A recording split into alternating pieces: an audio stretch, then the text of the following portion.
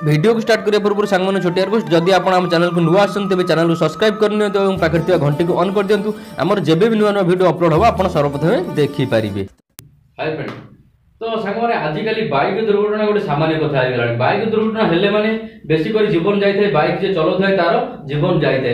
तो आजिकल एबे बाइक दुर्घटना रोकिया एबे गोटे नुआ टेक्निक आसे जो थी कि बाइक चालक संपूर्ण सुरक्षित रही पार। ए बाइक चालकर मृत्यु हेब ना। तो आग आपण मैंने छोटिया भिडियो देखी दिंतु तापर आम से विषय कथा हम। तो कौन टेक्निक बाहर तो भिडियो आग देखी नि।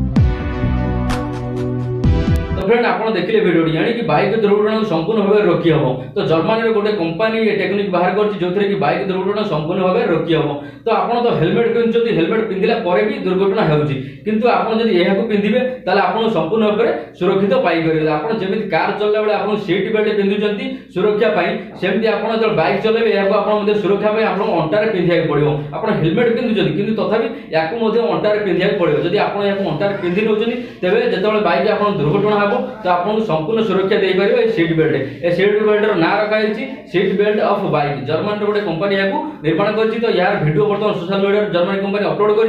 तो यार दाम केते इंडिया को आसो से विषय किसी खुलासा करना कंपनी। तो कंपनी कहया कथा ये संपूर्ण रूप से बाइक जनित दुर्घटना को संपूर्ण रूप से रोकी पाए।